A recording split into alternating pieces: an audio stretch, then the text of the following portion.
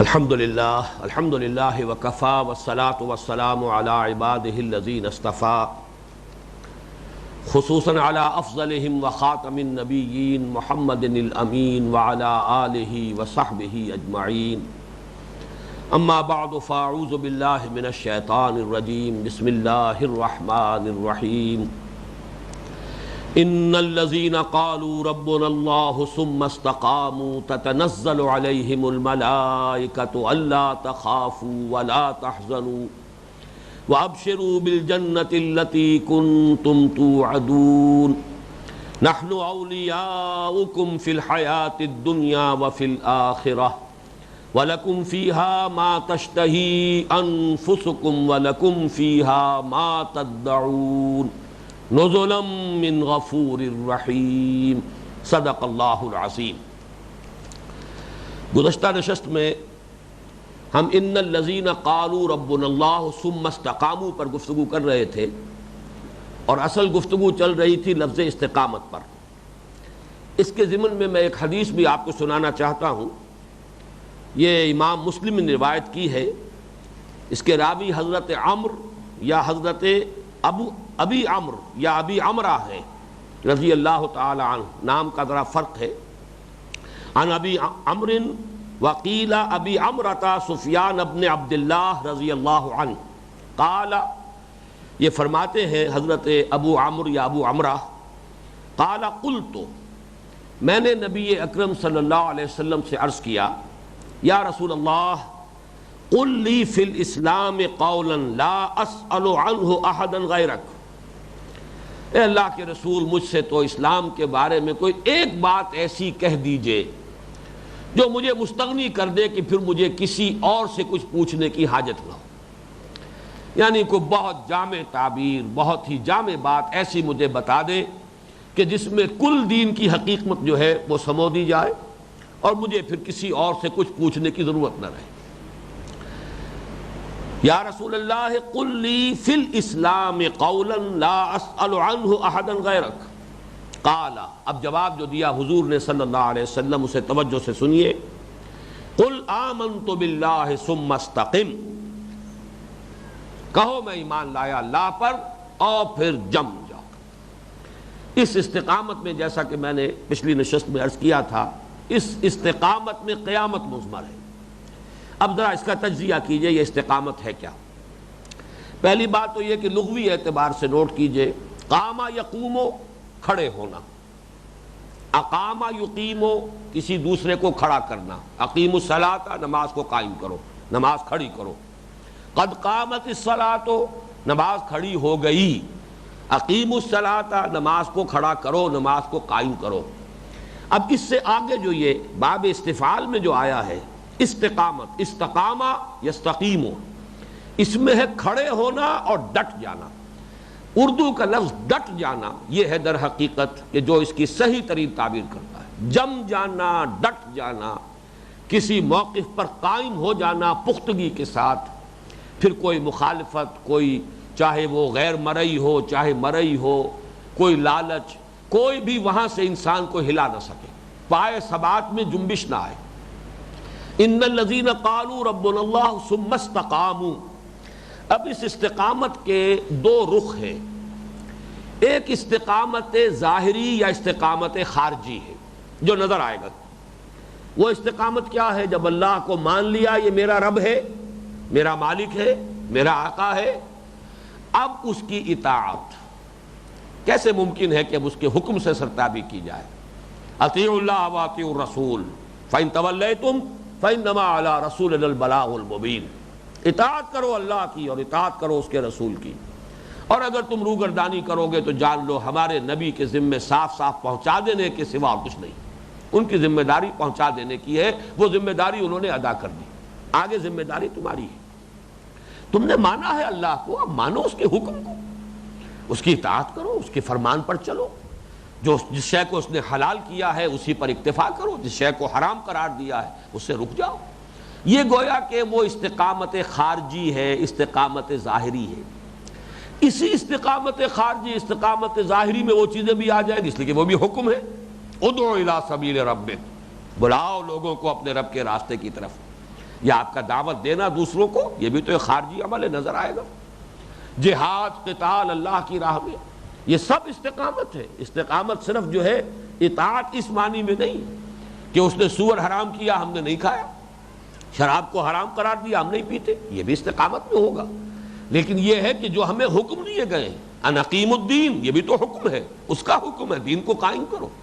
تو استقامت کے اندر استقامت خارجی یا استقامت ظاہری جو نظر آئے گی لوگوں کو، اس میں اپنا عمل، اس میں جہاد، قتال، وہ سارا دین کا مکمل جو ہے خلاصہ، اس کا جو عملی پہلو ہے جو لوگوں کی نگاہوں کے سامنے آئے گا، اس سب کو سمجھیے کہ وہ استقامت کا خارجی اور ظاہری پہلو ہے۔ ایک اسی استقامت کا داخلی اور باطنی پہلو ہے، قلبی، وہ دل کا ٹھک جانا، بےایمانہ کہ یہ اشیاء، یہ عناصر، ان میں کسی میں کوئی شے نہیں، کوئی طاقت نہیں، لا حول ولا قوت الا باللہ، کوئی طاقت نہیں ہے نہ نفع پہنچانے والی، نہ کسی کو خیر پہنچانے والی، نہ کسی کو ضرر پہنچانے والی، نہ کسی کو تکلیف پہنچانے والی، مگر اللہ کے ساتھ۔ اذن رب ہوگا، جیسا کہ ہم پڑھ چکے ہیں تفصیل کے ساتھ، جو اقسام شرک میں،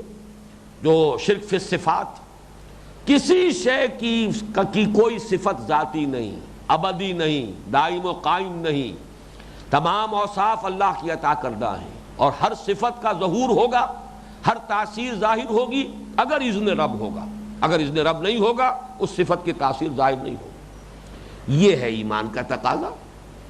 اگر یہ شکل سامنے آ جاتی ہے، لا حول ولا قوت الا باللہ، یہ تو ہمارے ہاں تیسرے کلمے کا سب سے اہم حصہ ہے، سب سے بڑا اور سب سے اہم حصہ، اور یہی وہ بات ہے کہ جو میں آپ کو سنا چکا ہوں شیخ عبد القادر جیلانی رحمۃ اللہ علیہ کے حوالے سے، کہ انہوں نے اپنے بیٹے کو جو نصیحتیں کی ہیں ان میں اسی کو ٹرانسلیٹ کیا ہے، ذرا اس کو اور واضح کیا ہے کہ اے میرے بچے اس حقیقت کو ذہن نشین کر لے، لا فاعل فی الحقیقت ولا مؤثر الا اللہ، فاعل حقیقی اللہ کے سوا کوئی نہیں، ہم کاسب اعمال تو ہیں، کسی نے تمہیں پتھر مارا ہے لگ گیا، لیکن یہ کہ اللہ کے اذن کے بغیر یہ پتھر نہیں لگ سکتا تھا، لاکھ وہ پتھر مارتا، جس نے پتھر مارا ہے وہ اپنے لیے جو بھی اس نے ظلم کیا ہے اس کے لیے جو عذاب اس نے کمانا تھا کما لیا، پتھر کا لگ جانا یہ اس کے اختیار میں نہیں تھا، یہ تو اللہ کے اختیار میں تھا کہ وہ آ کر لگے تمہیں۔ تو جان لو لا فاعل فی الحقیقت ولا مؤثر، کوئی مؤثر نہیں ہے، کسی شے میں کوئی تاثیر نہیں ہے الا اللہ، اللہ کے سوا۔ تو یہ در حقیقت جب یہ سامنے بات آ گئی تو اب میں ذرا تجزیہ کر رہا ہوں، اگرچہ یہ مضامین تفصیلاً آئیں گے، اس منتخب نصاب کا جو حصہ دوم ہے جس میں ایمان کے مباحث اب آئیں گے تفاصیل کے ساتھ، سورہ تغابن کے دوسرے رکوع میں یہ تمام مضامین آتے ہیں، لیکن دو حصے اس کے اہم ہیں، ایک راضی برضائے رب، جو ہوا بغیر اذن رب نہیں ہوا، مجھے پتھر لگا اس نے مارا، ٹھیک ہے اس نے مارا، اگر قصاص لینے پر قادر ہوں قصاص لینے کا مجھے حق حاصل ہے، معاف کرنا چاہوں معاف کرنے کا اختیار حاصل ہے، لیکن یہ اچھی طرح مجھے سمجھ لینا چاہیے کہ اس میں ایک دوسرا ایلیمنٹ ہے، اذن رب کے بغیر مجھے پتھر نہیں لگ سکتا تھا، یہ اللہ کی کہ اذن سے لگا ہے۔ اب اگر اللہ کے اذن سے لگا ہے تو ہر چے ساقی ما ریخت عین الطاف است، جو میرے ساقی کی طرف سے میرے پیالے میں انڈیل دیا جائے اس کا لطف و کرم ہی ہے۔ یہ راضی برضائے رب، رضائے حق پہ راضی رہ، یہ حرف آرزو کیسا، یوں ہو جائے ایسا نہ ہو جائے، یہ یوں کیوں ہو گیا، ایسا ہونا چاہیے تھا، یہ لیتا اور لعلہ، یہ ساری چیزیں جو ہے اگر ایسا ہوتا تو یوں ہو جاتا، میں یوں کر لیتا تو پھر یوں یہ نتیجہ نکل آتا، میں اس مصیبت سے بچ جاتا، یہ سب جو ہے یہ در حقیقت محجوبیت کی علامت ہے کہ آپ کے سامنے وہ عناصر طبعی ہیں، صرف اسباب مادیاں ہیں، صرف مسبب الاسباب نگاہوں میں نہیں ہے کہ ما شاء اللہ کان وما لم یشاء لم یکن، جو اللہ نے چاہا وہ ہوا اور جو اللہ نے نہیں چاہا وہ نہیں ہو سکتا تھا، آپ کچھ بھی کر لیتے نہیں ہو سکتا تھا، اسی لیے فرمایا گیا ان کلمۃ لو تفتح عمل الشیطان، یہ لو کا کلمہ جو ہے اگر میں یوں کر لیتا تو ایسا ہو جاتا، اگر یوں ہو جاتا تو پھر یہ تکلیف نہ آتی، یہ کلمہ لو جو ہے یہ شیطان کے عمل کا نقطۂ آغاز ہے۔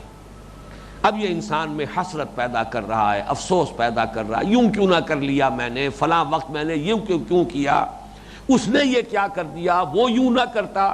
یہ سارا جو ہے وہ آگ کی بھٹی کے اندر جو ہے انسان کا باطن جو ہے وہ اب اس کے اندر تپتا ہے۔ اس سے نجات دینے والی شے ہے راضی برضائے رب، جو میرے رب کی طرف سے آیا اس کا الطاف، اس کا کرم، اس کی نعمت اس کی طرف سے، اس لیے کہ میری مصلحت جتنی اس کے علم میں ہے میرے علم میں نہیں ہے۔ اس لیے قرآن مجید کہتا ہے تم نہیں جانتے، اللہ جانتا ہے، تم تو نہیں جانتے۔ جیسے میں نے وہ جو دعا ہے، دعائے استخارہ، وہ میں نے آپ کو سنائی تھی اقسام شرک بیان کرتے ہوئے، فَإِنَّكَ تَعْلَمُ وَلَا أَعْلَمُ وَتَقْدِرُ وَلَا أَقْدِرُ، اے اللہ تجھے سب علم حاصل ہے، مجھے کوئی علم حاصل نہیں، اور تجھے قدرت حاصل ہے، مجھے کوئی قدرت حاصل نہیں۔ یہ جب تک کیفیت نہ ہو تو مقام بندگی کہاں آیا؟ تو یہ نوٹ کر لیجئے کہ میں نے استقامت خارجی اور ظاہری، عبادت اور اطاعت، اللہ کے جملہ احکام پر کاربند ہو جانا، وہ احکام ذاتی بھی ہوں گے، انفرادی بھی ہوں گے، اجتماعی بھی ہوں گے، اقامت دین کی جد و جہد بھی ہوگی، جہاد و قتال فی سبیل اللہ بھی ہوگا، اپنی جان ہتھیلی پر رکھ کر میدان میں آنا بھی ہوگا۔ اس سب کو جمع کر لیجئے تو یہ مقام عبدیت ہے۔ یہ صوفیہ کی اصطلاحات میں چاہتا ہوں کہ آپ درس قرآن کے حوالے سے ان کو اپنے ذہنوں کے اندر جو ہے ان کا ربط قائم کرتے چلے جائیے۔ مقام عبدیت کیا ہے؟ جو حکم سر تسلیم خم، جو فرمان، جو بھی آپ کا حکم ہے حاضر ہے، بدل و جان حاضر ہے، جان نثار کرنے کو تیار ہے، یہ مقام عبدیت ہے۔ یہ دوسرا مقام جو ہے استقامت باطنی، راضی برضائے رب، بروں کشید ز پیچا کہ ہست و بود مرا، چے اقدہا کہ مقام رضا کشود مرا، یہ جو مقام ہے مقام رضا، اور اسی کا دوسرا پرتو کیا ہے؟ توکل۔ وسائل و اسباب کو استعمال کرو لیکن بھروسہ ان پر نہ کرو، ہوگا وہ جو اللہ چاہے، سارے اسباب فراہم ہوں، اللہ نہیں چاہے گا نتیجہ نہیں نکلے گا، اور اللہ جب چاہے گا بغیر کسی ذریعے کے، کسی مادی سبب کے جب چاہے گا وہ اب جو بھی آپ کی ضرورتیں پوری کر دے گا۔ یرزقہ من حیث لا یحتسب، وہاں سے رزق پہنچائے گا جہاں سے گمان تک نہیں ہوگا، اس لیے کہ وہ محتاج نہیں ہے اسباب کا، اسباب اس کے اذن کے محتاج ہیں، وہ محتاج نہیں ہے اسباب کا۔ ایسا نہیں ہے کہ اشیاء کو پیدا کر کے، عناصر کو پیدا کر کے، ایلیمنٹس کو پیدا کر کے، ان میں کچھ صفات ودیت کر کے اب اس کے ہاتھ بن گئے ہوں۔ میں کیا کروں، میں تو آگ کے اندر وصف رکھ چکا جلانے کا، اب یہ آگ میں پھینک رہے ہیں ابراہیم کو تو جلے گا ابراہیم، نہیں، اختیار مطلق اللہ کا ہے، آگ اس کے اذن سے جلائے گی، اس کا اذن نہیں ہوگا نہیں جلائے گی۔ ان دو چیزوں کو جب جمع کر لیں، راضی برضائے رب، اچھی طرح نوٹ کر لیجئے، آج بالکل الجبرے کے فارمولے کے طریقے سے، جیسے کہ اقسام شرک میں نے الجبرے کے فارمولے دیے ہیں آپ کو، راضی برضائے رب اور توکل صرف اللہ پر۔ کچھ نہیں ہو سکتا جب تک کہ اللہ نہ چاہے، کوئی میرا کچھ نہیں بگاڑ سکتا جب تک کہ اللہ کا اذن نہ ہو۔ ان دو چیزوں کو جمع کر لیجئے، اب خوف کس بات کا رہ جائے گا، حزن کس بات پر ہوگا؟ عام طور پر لفظ خوف جو ہے اس کا تعلق مستقبل سے ہے، ایسا نہ ہو جائے، یوں نہ ہو جائے، وہ نہ ہو جائے، کوئی نعمت میرے ہاتھ سے جاتی نہ رہے، کوئی اور کوئی پسندیدہ محبوب چیز جو ہے وہ میرا ساتھ نہ چھوڑ جائے، یہ خوف ہے۔ خوف کا تعلق مستقبل سے ہے۔ حزن کا تعلق دو طرفہ ہے، حزن رنج، جو کچھ ہو گیا آپ کے لیے تکلیف دہ ہے، ناپسندیدہ ہے، طبیعت اس پر ایک افسوس اور رنج کی کیفیت محسوس کر، یہ بھی حزن ہے۔ اور حزن جو ہے آئندہ کے لیے بھی ہوتا ہے، یہ جو حضور نے فرمایا تھا غار ثور میں، لا تحزن ان اللہ معنا، ظاہر بات ہے کہ واقعہ ہو نہیں چکا تھا جس پر کہ حزن جو ہے کر رہے ہیں حضرت ابو بکر صدیق رضی اللہ تعالیٰ، یہ بھی ایک اندیشہ تھا۔ تو اندیشے کی ہی ایک کیفیت حزن بھی ہے۔ خوف کا تعلق ماضی سے ہے، جو مستقبل سے ہے، جو کچھ ہوا ہے، جو کچھ ہونا ہے، اس کا اندیشہ، یوں نہ ہو جائے، ایسا نہ ہو جائے۔ اور حزن کا تعلق ماضی سے بھی ہے، جو کچھ ہو گیا ہے اس پر رنج اور غم اور افسوس، اور مستقبل سے بھی ہے کہ ایسا نہ ہو جائے۔ گویا کہ خوف اور حزن اس اعتبار سے مستقبل کے ساتھ متعلق ہونے کے اعتبار سے ایک دوسرے کے مترادف ہو جائیں گے، لیکن حزن کا چونکہ تعلق ماضی سے بھی ہے لہذا اس کا ایک علیحدہ مفہوم بھی ہے۔ ان دونوں کا زائل ہو جانا یہی مرتبہ ولایت ہے۔ مقام عبدیت اور مقام ولایت، یہ دو الفاظ آج نوٹ کر لیجئے۔ عبدیت اطاعت، عبادت، جو حکم ہو سر آنکھوں پر، جو فرمان ہے حاضر، بسر و چشم حاضر، بدل و جان حاضر، یہ مقام عبدیت ہے۔ سرتابی نہ ہو، انکار نہ ہو۔ اور یہ جو داخلی استقامت ہے، راضی برضائے رب، رضائے حق پہ راضی رہ، یہ حرف آرزو کیسا، خدا خالق، خدا مالک، خدا کا حکم تو کیسا، یہ خامخواہ کی آرزویں، خامخواہ کی تمنائیں، یہ تو جو اللہ چاہتا ہے وہ ہوتا ہے۔ مفت کیوں جان کھوتا ہے، جو خدا چاہتا ہے ہوتا ہے۔ بڑے آسان الفاظ میں یہ حقیقت جو ہے شاعروں نے بیان کی ہے، اور بہت صحیح حقیقت ہے۔ اسی طریقے سے کوئی آرزو یوں ہو جائے یوں نہ ہو جائے، اللہ بہتر جانتا ہے، اللہ جانتا ہے، تم نہیں جانتے۔ عسیٰ ان تکرہوا شیئا وہو خیر لکم وعسیٰ ان تحبوا شیئا وہو شر لکم واللہ یعلم وانتم لا تعلمون۔ ہو سکتا ہے تم کسی چیز کو ناپسند کرو درحالے کہ اس میں تمہارا خیر ہو، کوئی چیز تمہیں بڑی پسند ہو درحالے کہ اس میں تمہارے لیے برائی ہے، ضرر ہے، نقصان ہے۔ اللہ جانتا ہے، تم نہیں جانتے، تو تفویض کرو اپنا معاملہ اللہ کے حوالے کرو۔ فوضوا امری الی اللہ ان اللہ بصیر بالعباد۔ ان کیفیات باطنیہ کو جب جمع کر لیں گے، یہ ہے مرتبہ ولایت۔ اس کے لیے اب میں وہ 3 آیات آپ کو پھر سنا رہا ہوں۔ اب یہ 3 آیتوں کا ایک خوبصورت گلدستہ جو ہے، یہ سورہ یونس میں آیت 62، 63، 64۔ الا ان اولیاء اللہ لا خوف علیہم ولا هم یحزنون الذین آمنوا وکانوا یتقون۔ آگاہ ہو جاؤ، اللہ کے دوستوں کے لیے نہ کوئی خوف ہے نہ کوئی حزن ہے۔ وہی الفاظ جو ہم اس آج کے درس میں پڑھ رہے ہیں، اللہ تخافوا ولا تحزنوا، اس لیے کہ ایک ہوتا ہے فوری طبعی اثر، وہ اس کے منافی نہیں ہے۔ چیونٹی نے کاٹا آپ کا ہاتھ یا آپ کا پاؤں جو ہے، اس میں ایک حرکت پیدا ہو گئی، یہ ایک غیر اختیاری سی بات ہے، یہ تو ریفلیکس ایکشن ہے، اضطراری فعل ہے۔ اس درجے میں متاثر ہو جانا یہ اس کے منافی نہیں ہے، لیکن اس کا کوئی دائمی اور مستقل اثر انسان کے ذہن پر، سوچ پر، دل پر قائم ہو جائے، یہ ایمان کے منافی ہے۔ راضی برضائے رب، اور جو بھی آیا ہلکا سا پردہ آیا گیا، طبعی طور پر ایک اثر ہوا، فوری اثر ہوا گیا، ٹرانزینٹ ہے ایک کیفیت کے جو ہو جائے، اس کے اندر کوئی دوام اور استقلال اگر ہے تو بس ایمان کے منافی ہے۔ یہ ہے مرتبہ ولایت۔ لیکن یہاں نوٹ کیجئے، کون ہوتے ہیں ولی؟ ولی جو ہے ان کے سروں پر کوئی سینگ نہیں ہوتے، ولی کوئی علیحدہ نوع نہیں ہے انسانوں کی، یہ انسان ہے۔ ایمان حقیقی ہو، تقوی واقعی ہو، وہی ولی ہے۔ ولی اور ہے کون؟ الا ان اولیاء اللہ لا خوف علیہم ولا هم یحزنون الذین آمنوا وکانوا یتقون۔ ولی کی ڈیفینیشن تو یہ ہے۔ ایمان ہی کی گہرائی ہوتی ہے در حقیقت جو درجہ احسان تک انسان کو لے جاتی ہے۔ وہ ایمان اتنا گہرا ہو جائے، کانک تراہ فإن لم تکن تراہ فإنہ یراک، وہ علم الیقین، عین الیقین کے درجے کو اور حق الیقین کے درجے کو پہنچ جائے، یہی ایمان کا درجہ ہے۔ تو ایمان ہی ہے در حقیقت اسی کا ایک درجہ، اسی کی گہرائی اور گہرائی جو ہے اس کا ایک درجہ یہ ہے الذین آمنوا وکانوا یتقون۔ اب دیکھیے تقابل کے لیے میں یہ عرض کر رہا ہوں، فرمایا لہم البشریٰ فی الحیات الدنیا وفی الآخرہ، ان کے لیے بشارتیں ہیں دنیا کی زندگی میں بھی اور آخرت میں بھی۔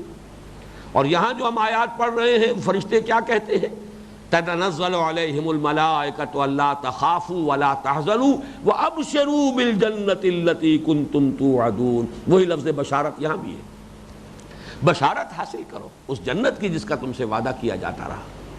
معلوم ہوا کہ وہی 3 الفاظ، زوال خوف، زوال حزن اور بشارت، لہم البشریٰ فی الحیات الدنیا وفی الآخرہ، ان کے لیے بشارتیں ہیں آخرت کی زندگی میں بھی اور دنیا کی زندگی میں بھی۔ یہی مرتبہ ولایت ہے۔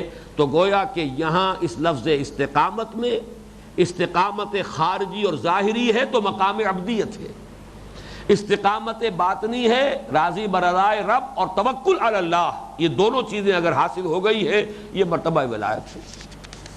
اب آئیے اس آیت میں استقامت ہے کے حوالے سے ایک حدیث میں آپ کو آج اور سنا دینا چاہتا ہوں یہ حضرت ابو ہریرہ سے مروی ہے، اور یہ بھی مسلم شریف کی روایت ہے، صحیح مسلم کی۔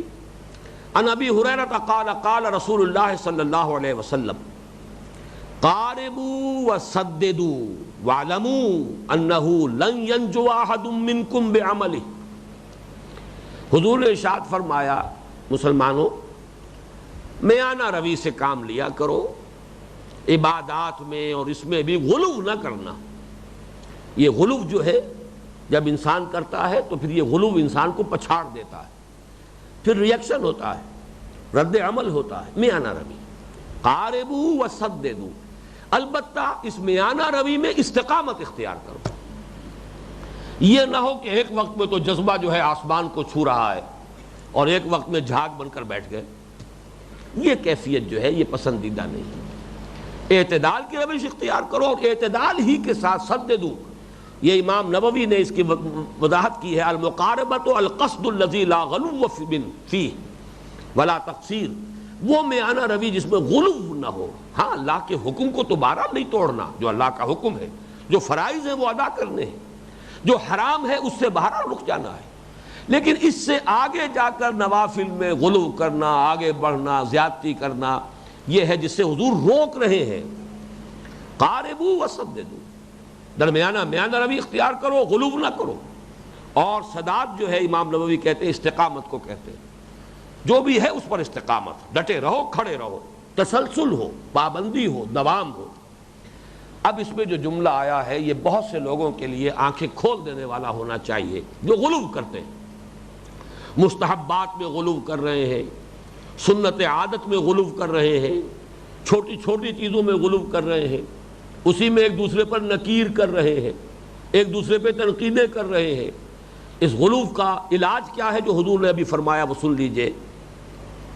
وَاعْلَمُوا، جان لو، أَنَّهُ لَن يَنْجُوَ أَحَدٌ مِّنْكُمْ بِعَمَلِهِ، تم میں سے کوئی شخص بھی صرف اپنے عمل کی بنیاد پر نجات نہیں پا سکے گا۔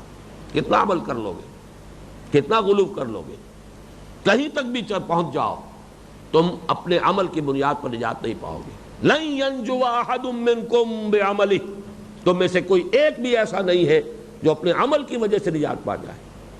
قالوا ولا انت یا رسول اللہ، سوال کیا صحابہ نے کہ اے اللہ کے رسول کیا آپ بھی؟ فرمایا قال ولا انا، ہاں میں بھی نہیں، الا یتغمدنی ربی برحمت منہ وفضل، الا یہ کہ اللہ تعالیٰ ڈھانپ لے مجھے اپنی رحمت اور فضل سے۔ یہ ہے مرتبہ محمد الرسول اللہ صلی اللہ علیہ وسلم۔ اصل میں یہ بھی شیطان کی، انسان کی دشمنی جو ہے، اس کے تو پیدائشی دشمن ہے، وہ انسان کو ہٹانا چاہتا ہے غلو میں ڈال کر، وہی غلو کہ جو محبت کا غلو تھا جس نے شرک کی بدترین صورت اختیار کروا لی، خدا کا بیٹا قرار دے دیا حضرت عیسیٰ علیہ السلام، وہی غلو محبت کا حضرت علی کو خدا بنا دینے والے پیدا ہو گئے، وہی غلو ان نیکیوں میں، عبادات میں۔ نتیجہ کیا نکلتا ہے؟ جو اہم تر بات ہے وہ رہ جاتی ہے۔ اقامت دین کی جد و جہد کے لیے تو اب کوئی جذبہ رہا ہی نہیں، سارا جذبہ جو ہے ان نوافل میں، ان مستحبات میں، ان چھوٹی چھوٹی نیکیوں میں، پوری سٹیم جو جنریٹ ہوئی تھی یوز ہو گئی، خرچ ہو گیا سارا جذبہ، آگے نہیں بڑھے گا۔ لہذا شیطان یہاں داؤ لگاتا ہے، پھندے لگاتا ہے، اس میں پھنساؤ، مست رکھو ذکر و فکر صبح گاہی میں اسے، پختہ تر کر دو مزاج خانقاہی میں اسے، تاکہ اس سے آگے کی سوچ ہی نہ آئے۔ یہ ہے کہ جس کا سد باب ہو رہا اس حدیث سے، قاربوا وسددوا واعلموا انه لن ينجو احد منكم بعمله، قالوا ولا انت یا رسول اللہ، قال ولا انا الا يتغمدني ربي برحمت منه وفضل، ہاں میں بھی نجات محض اپنے عمل کی بنیاد پر نہیں پاؤں گا جب تک کہ پروردگار مجھے ڈھانپ نہ لے اپنے فضل اور رحمت سے۔ اب آگے چلیے، اس حصے میں ایک اہم مضمون ہے فرشتوں کا نزول۔ تتنزل علیہم الملائکۃ الا تخافوا ولا تحزنوا وابشروا بالجنہ۔ یہ فرشتوں کا نزول جو ہے، اس کے بارے میں ایک بات نوٹ کر لیجئے۔ ایک بات تو اس میں متفق علیہ ہے، اجماعی ہے، کوئی اختلاف نہیں، اور بہت سے لوگوں کا تجربہ ہے، بہت سے نیک لوگوں کے انتقال کے وقت کی یہ خبر بہت تواتر کے ساتھ نقل ہوئی ہے کہ جب عالم نزع کی کیفیت ہوتی تھی تو کہتے تھے ہٹ جاؤ، راستہ دو. معلوم ہوتا تھا انہیں کوئی نظر آ رہے ہیں، کوئی نورانی ہستیاں ہیں جو آ رہی ہیں جن کا استقبال وہ کرنا چاہتا ہے. یہاں جو عالم نزع میں گرفتار ہے، کوئی ہے جس کو اس نے دیکھا ہے، کوئی آیا ہے. تو نزول جو ہے فرشتوں کا عند الموت، یہ تو متفق علیہ ہے. موت کے قریب فرشتوں کا نزول، گویا کہ استقبال کرنے کے لیے آئیں گے. عالم خلق سے عالم امر کی شے عالم امر کو لوٹ رہی ہے، اس عالم امر ہی کے کارندے آ رہے ہیں. فرشتے کون ہیں؟ عالم امر کے کارندے ہیں، وہ آ رہے ہیں استقبال کے لیے. تو یہ تتنزل علیہم الملائکۃ الا تخافوا ولا تحزنوا. اب خوشیاں منائیے، خوشخبری حاصل کیجئے. آپ کی سختی کے دن گئے، آپ کے تکالیف کے دن گئے، آپ کے لیے جو کوفت تھی دنیا میں اب اس کا سلسلہ منقطع ہوا. اب بشارتیں ہی بشارتیں ہیں، خوشیاں ہی خوشیاں ہیں. فراح و ریحان و جنت نعیم. اس میں تو کوئی چونکہ اختلاف نہیں، اور جیسا کہ میں نے عرض کیا بہت سے لوگوں کے بارے میں یہ چیزیں واقعاتی انداز میں بھی ہمیں ملتی ہیں، اس میں تو کسی اختلاف کی گنجائش نہیں. البتہ دوسرا معاملہ یہ ہے، دوسرا مسئلہ یا دوسرا معاملہ، دوران حیات دنیاوی بھی یہ نزول ہوتا رہتا ہے. اس میں کچھ لوگوں کو ذرا اشکال ہوگا، لیکن واقعہ یہ ہے کہ یہ قرآن سے حدیث سے اس قدر ثابت شدہ شے ہے جس کا انکار کرنا جو ہے وہ وہی جو ریشنلزم ہے، وہ 19th سینچری سائنٹیفک ریشنلزم، جو معجزات کو ماننے سے انکار کرتا ہے، جو مادے اور مادے کی تاثیرات جو ہے اس پر اس کا یقین کامل قائم تھا، وہ ریشنلزم. بچے کھچے اثرات اس کے اب بھی چلے آ رہے ہیں. جیسے گائے ایٹن صاحب کہہ گئے اس سال ہمارے ہاں کہ مغرب میں بھی اکثر لوگ ابھی اسی فضا میں سانس لے رہے ہیں، وہی نیوٹونین ایرا جو ہے فزکس کا ابھی اسی میں جی رہے ہیں، وہی ان کی بھی سوچ ہے. یہ آئنسٹائن کے تصورات اور یہ فزکس کے اعلیٰ نظریات جو اب سامنے آئے ہیں، کہ وہاں بھی اکثر و بیشتر لوگوں کو معلوم نہیں. اس کا نتیجہ کیا ہے کہ اس کو ذرا مانتے ہوئے طبیعت جو ہے وہ اپراتی ہے کہ کیا دوران حیات دنیا میں بھی فرشتے نازل ہوتے ہیں. میری رائے اس کے بارے میں پازیٹیولی یہ ہے کہ نازل ہوتے ہیں. اس کا ثبوت سورہ انفال اور سورہ آل عمران میں دو جگہ پر فرشتوں کا نزول مسلمانوں کی مدد کے لیے نص قطعی سے ثابت ہے. غزوہ بدر میں فرشتے آئے، غزوہ احد میں فرشتے آئے. اور یہ دو آیتیں جو ہے نوٹ کر لیجئے، سورہ انفال کی آیت نمبر 10 ہے، سورہ آل عمران کی آیت نمبر 126. یہ جوڑا بھی ایک مثال ہے قرآن مجید میں اس اصول کا کہ اہم مضمون قرآن مجید میں کم سے کم 2 مرتبہ ضرور آئے گا اور تھوڑا سا لفظی فرق کر دیا جائے گا تاکہ مونوٹنی نہ رہے، تنوع ہو. فطرت انسانی کو تنوع زیادہ پسند ہے، مونوٹنی سے طبیعت گھبراتی ہے، انسان بور ہو جاتا ہے. اب آپ دیکھیے اس کی مثال، سورہ انفال سورہ آل عمران. سورہ انفال کی آیت نمبر 10، آل عمران کی آیت نمبر 126. دونوں جگہ پر فرمایا وَمَا جَعَلَهُ اللَّهُ إِلَّا بُشْرَىٰ وَلِتَطْمَئِنَّ بِهِ قُلُوبُكُمْ. دوسری جگہ فرمایا وَمَا جَعَلَهُ اللَّهُ إِلَّا بُشْرَىٰ وَلِتَطْمَئِنَّ قُلُوبُكُمْ بِهِ وَلِتَطْمَئِنَّ بِهِ قُلُوبُكُمْ وَلِتَطْمَئِنَّ قُلُوبُكُمْ بِهِ. ایک میں قلوب پہلے آ گیا، بہی بعد میں آ گیا، ایک میں بہی پہلے آ گیا، قلوب بعد میں آ گیا، بین ہی وہی مضمون. وَمَن نَّصْرُ إِلَّا مِنْ عِنْدِ اللَّهِ. یہ الفاظ بھی جو کہ تو. البتہ سورہ انفال میں فرمایا إِنَّ اللَّهَ عَزِيزٌ حَكِيمٌ. سورہ آل عمران میں وَمَن نَّصْرُ إِلَّا مِنْ عِنْدِ اللَّهِ الْعَزِيزِ الْحَكِيمِ. یہ لفظی فرق، لیکن دونوں جگہ پر آپ کو معلوم ہے فرشتوں کا نزول ہوا اور انہوں نے امداد کی. غزوہ احزاب میں تو یہاں تک آیا ہے کہ حضور صلی اللہ علیہ وسلم ہتھیار کھول چکے تھے جب حضرت جبرائیل آئے ہیں اور ہتھیار باندھے ہوئے آئے ہیں. انہوں نے عرض کیا ہے کہ حضور آپ نے اور آپ کے ساتھیوں نے ہتھیار کھول دیے، ہم نے تو ابھی ہتھیار نہیں کھولے. اللہ کا حکم ہے کہ ابھی یہ بنو قریظہ کی گوش مالی کرنی ہے، انہیں سزا دینی ہے. انہوں نے جو غداری کی ہے، وعدہ خلافی کی ہے، اس کی سزا دینی ہے. لہذا حضور نے حکم دیا کہ فوراً جو ہے سب کے سب لوگ جو ہے وہ چلیں بنو قریظہ کی طرف. تو فرشتوں کا نزول ایسی نصوص قطعیہ سے ثابت ہے. سورہ مجادلہ میں جہاں حزب اللہ کا تذکرہ ہے، وَأَيَّدَهُمْ بِرُوحٍ مِّنْهُ، اللہ تائید فرماتا رہتا ہے جو حزب اللہ میں شامل ہوں، جو اس کے سپاہی بن گئے ہوں، جو اس کے فوجدار بن گئے ہوں، جن کی زندگی کا مقصد ہو اللہ کی حدود کی حفاظت، والحافظون لحدود اللہ العامرون بالمعروف والناہون عن المنکر والحافظون لحدود اللہ. جو یہ کام کریں گے، جو حزب اللہ بنیں گے، جو شیطان کی جماعت سے ٹکرائیں گے، ان کو تائید ہوتی رہتی روح من. اسی طریقے سے خود اس آیت میں جو موجود ہے نحن اولیاؤکم فی الحیات الدنیا، ہم تمہارے ساتھی ہیں دنیا کی زندگی میں. اگر موت کے وقت یہ بات کہی جائے تب بھی اس کا مفہوم ہے کہ ہم ہی تمہارے ساتھی رہے دنیا کی زندگی میں. لیکن یہ بات جو ہے موت کے وقت کہنا اتنا معنی خیز نہیں ہے جتنا کہ حیات دنیاوی کے دوران، جب آپ کشمکش میں مبتلا ہیں، جب کشاکش میں ہیں، جب مصائب میں ہیں، اس وقت کوئی تھپکی دے کہ گھبراؤ نہیں میں تمہارے ساتھ ہوں، تب تو کوئی بات ہوئی. لیکن یہ ہے کہ اگر بعد میں بتائے کہ گھبراؤ نہیں تمہارے لیے کوئی گھبراہٹ کا موقع نہیں تھا اس لیے کہ ہم تمہارے ساتھ تھے، تو یہ در حقیقت اس اعتبار سے اتنی بامانی بات نہیں بنتی.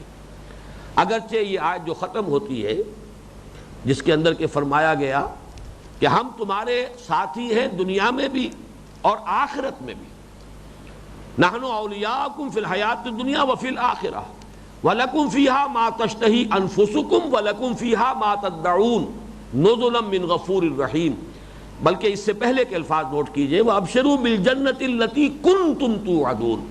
اس کا ترجمہ میں نے کیا ہے کنتم توعدون، جس کا کہ تم سے وعدہ کیا جاتا رہا.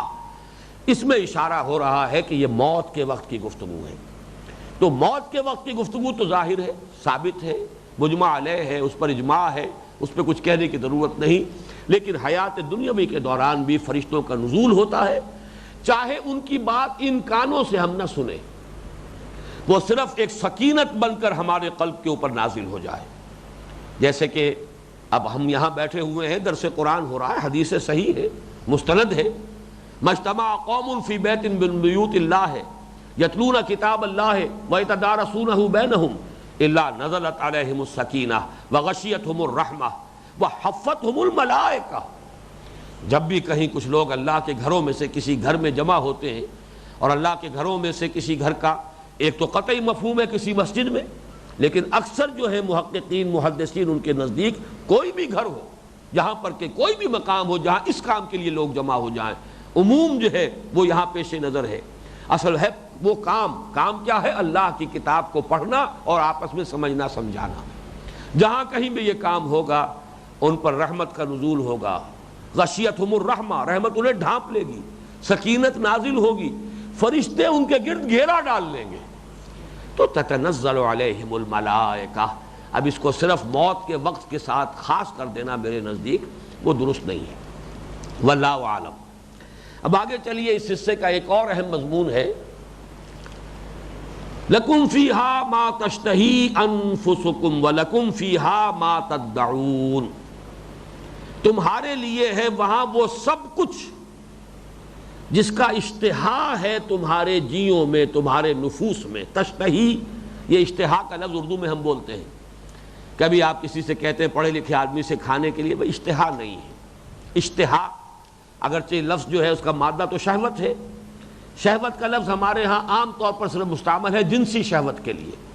حقیقت میں نفس کے سارے تقاضے جو ہیں وہ شہوت ہیں. پیٹ کھانے کو مانگتا ہے، یہ بھی اشتہا ہے، یہ بھی ایک شہوت ہے، جس کو فرائیڈ نے کہا ہے ایڈ یا لیبیڈو. جو بھی نفس کے تقاضے ہیں، اس نفس کے اندر سے جو تقاضے ابھرتے ہیں پریزرویشن آف دی سیلف کے لیے، پریزرویشن آف دی اسپیشیز کے لیے، بقائے ذات اور بقائے نسل کے لیے جو تقاضے نفس کے اندر سے ابھرتے ہیں، چاہے وہ کھانے کے ہوں، پینے کے ہوں، وہ جنسی خواہش ہو، وہ سب شہوت ہے. تو فرمایا وہاں سب کچھ ہے تمہارے لیے جس کی اشتہا تمہارے نفوس کے اندر ہے. ہم نے ڈالی ہے، یہ نفوس ہم نے پیدا کیے ہیں. ہم جانتے ہیں کہ ان نفوس میں کن کن چیزوں کی خواہش اور اشتہا ہے.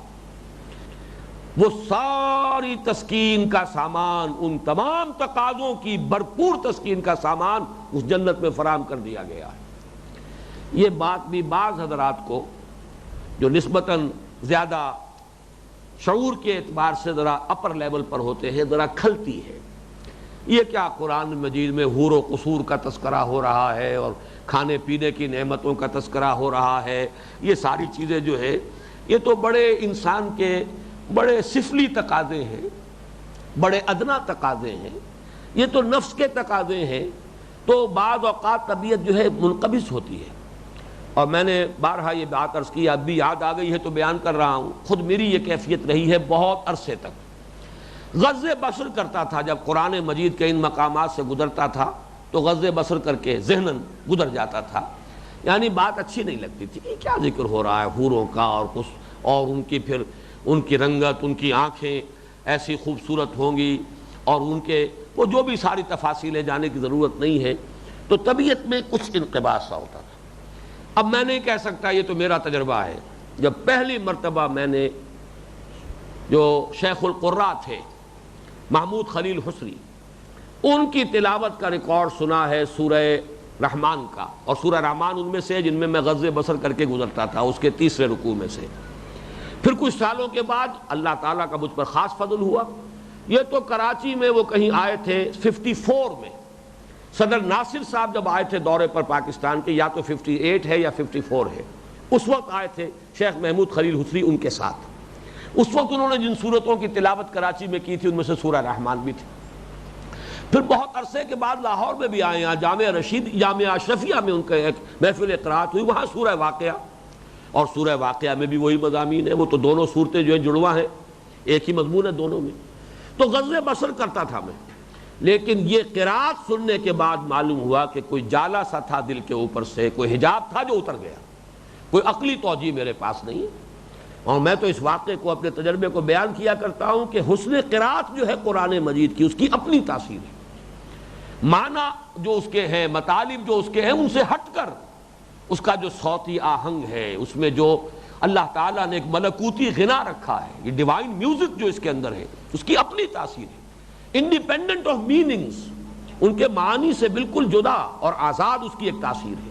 اس کا مجھے ذاتی تجربہ ہوا ہے، بارہا میں نے پہلے بھی عرض کیا، آج بھی عرض کر دیا ہے بہرحال، لیکن اس کی پھر عقلی توجیہ بھی سامنے آ گئی، اور یہ اسی وقت آئی جب کہ قلب پر سے حجاب اتر گیا۔ بڑا پیارا جملہ ہے مولانا محمد منظور نعمانی صاحب کا، کبھی انہوں نے کہا تھا کسی ایک معاملے میں، اصل تبدیلی تو دل کی تبدیلی ہوتی ہے، دماغ تو کرائے کا وکیل ہے جو دلائل فراہم کر دیتا ہے۔ وکیل کا کام کیا ہے؟ کسی مقدمے کا مدعی چلا جائے، اس کے حق میں دلائل نکال دے گا، اگر اسی مقدمے کا مدعا علیہ اس کے پاس آ گیا ہوتا، اس کے لیے دلائل کے انبار لگا دے گا۔ تو وکیل کا کام تو یہ، جو پیسے دے، جو فیس دے، وہ اپنے حق میں دلائل جو ہے اس سے اس کے انبار لگوا لے۔ تبدیلی دل کی ہوتی ہے، تو میرا بھی یہ تجربہ بھی ہے اس کا، جب دل پر سے وہ غبار اتر گیا تو عقلی توجیہ بھی سامنے آ گئی، ورنہ یہ کہ جب تک وہ دل پر غبار تھا وہ عقلی توجیہ جو ہے وہ سامنے نہیں آ رہی تھی۔ اور توجیہ کیا ہے اس کو اچھی طرح سمجھ لیجئے، خالص منطقی بات ہے، 100% درست۔ اس دنیا میں اللہ کا ایک بندہ اپنے نفس کے تقاضوں کی لگام کھینچ کر رکھتا ہے، نفس چاہتا ہے یہ شے مجھے حاصل ہو جائے، آپ کہتے ہیں نہیں حرام ہے، آپ نے ڈینائی کیا، اس کو روک دیا، اس کو آپ نے اس کی لگام کھینچی۔ وَنَهَى النَّفْسَ عَنِ الْهَوَىٰ أَمَّا مَنْ خَافَ مَقَامَ رَبِّهِ وَنَهَى النَّفْسَ عَنِ الْهَوَىٰ، خواہش کو آپ نے تھاما۔ آپ بھی حرام خوریاں کریں، اللہ تللے ہو جائیں گے۔ ایک شخص رشوت نہیں لے رہا، روکھی سوکھی کھلا رہا ہے اپنے بچوں کو، اس کے دل پر بیت رہی ہے جو بیت رہی ہے، اسے معلوم ہے کہ میں بھی رشوت اگر لوں تو انہیں میں پراٹھے بھی کھلا سکتا ہوں اور انہیں حلوے مانڈے کھلا سکتا ہوں، لیکن نہیں، روک رہا ہے اپنے آپ کو کہ حرام ہے۔ سودی کاروبار بھی ساتھ لپیٹ رہا ہے، نظر آ رہا ہے، بینک کی سروس چھوڑ رہا ہے، نظر آ رہا ہے کہ یہاں 15,000 کی تنخواہ مجھے مل رہی ہے، باہر شاید 5,000 کی مجھے تنخواہ کی ملازمت نہ مل سکے، روک رہا ہے۔ اس کا لازمی منطقی نتیجہ یہی ہونا چاہیے کہ جن جن خواہشات نفسانی سے اس نے اپنے آپ کو یہاں روکا ہے، اس کا بدلہ یہی ہونا چاہیے کہ اس کی بھرپور تسکین کا سامان فراہم کر دیا جائے۔ لَكُمْ فِيهَا مَا تَشْتَهِي أَنفُسُكُمْ، وہ سارا سامان تو ہم نے وہاں فراہم کر ہی دیا ہے، جس جس شے کی اشتہا تمہارے اندر ہے وہ سب ہم نے فراہم کر دی۔ البتہ اس کا اگلا مرحلہ بھی ہے، وَلَكُمْ فِيهَا مَا تَدَّعُونَ، اور تمہیں وہاں مل جائے گی ہر وہ شے جو طلب کرو گے۔ یہ طلب کرنا جو ہے یہ دوسرا مرحلہ ہے۔ ظاہر بات ہے اس میں ہر انسان کی ذہنی سطح، اس کا ذوق، اس کا مزاج، کوئی کچھ مانگے گا، کوئی کچھ مانگے گا۔ آپ دیکھتے ہیں مینو ہوٹل میں جا کر، اور پھر آپ آرڈر دیتے ہیں طلب کرتے ہیں، تو یہ طلب انسان کی ذوق کے مطابق ہوگی۔ میں نے بارہا وہ عرض کیا ہے، ایک واقعہ ڈاکٹر یقین میرے کلاس فیلو پرانے دوست، انہوں نے مجھے یہ واقعہ سنایا، اور مجھے یہ مقام جب بھی میں یہاں آتا ہوں وہ واقعہ یاد رہتا ہے کہ وہ جا رہے تھے کہیں انگلستان، اپنے بچوں سے پوچھا ہر ایک سے کہ تمہارے لیے کیا لاؤں، تمہارے لیے کیا لاؤں۔ چھوٹی بچی نے کہا میرے لیے پینسل لے کر آئیے۔ اب وہ ہنسے، اس نے انگلستان سے پینسل منگوائی۔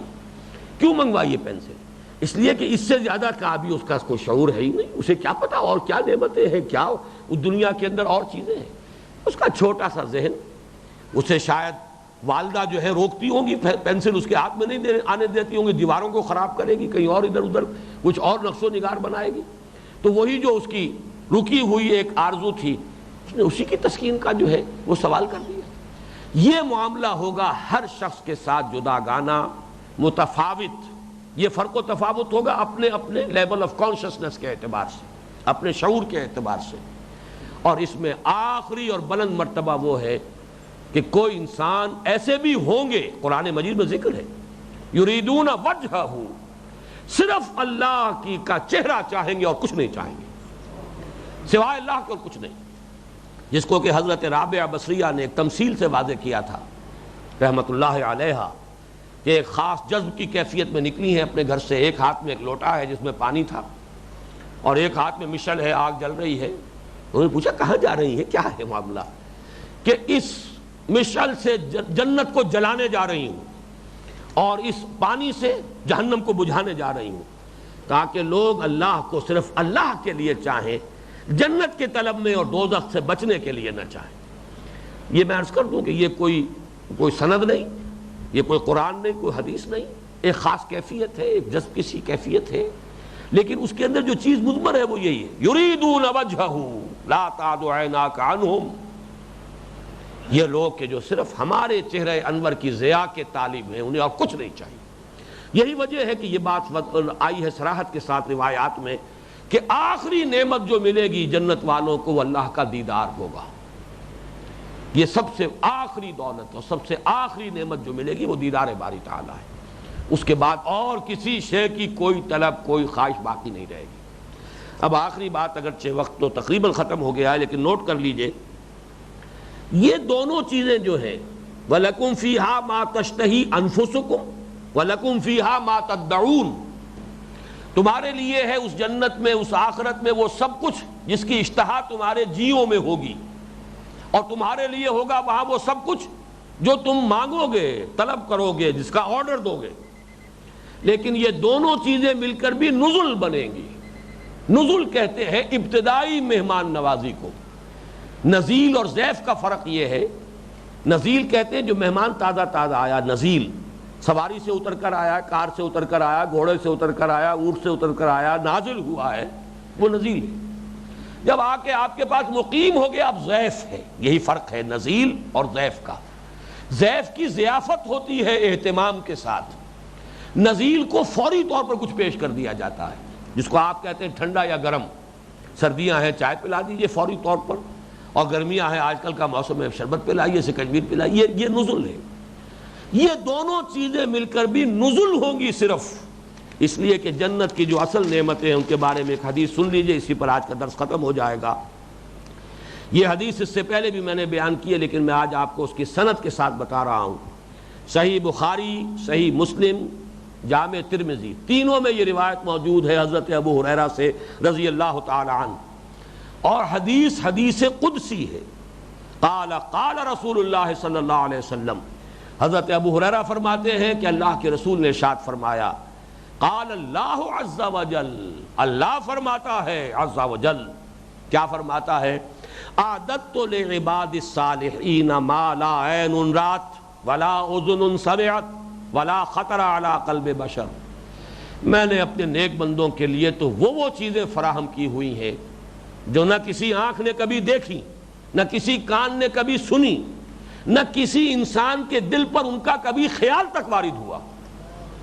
اور اس کے بعد فرمایا وَقْرَؤُوا إِن شِئْتُمْ، اب چاہو تو ذرا یہ آیت کے الفاظ پڑھ لو، فَلَا تَعْلَمُ نَفْسٌ مَا أُخْفِيَ لَهُم مِّن قُرَّةِ أَعْيُن، کسی کو نہیں معلوم کہ ان کے لیے ہم نے کن کن آنکھوں کی ٹھنڈک کے سامانوں کا فراہم ہم نے کر رکھا ہے، کسی کو پتہ نہیں، لا تعلم نفس۔ اب یہ جو کیٹیگوریکل سٹیٹمنٹ ہے، ایک روایت میں یہ آیا ہے کہ یہ الفاظ جو ہے فقرؤ ما ان شئتم، اگر تم چاہو تو یہ پڑھ لو، یہ حضرت ابو ہریرہ کے الفاظ ہیں۔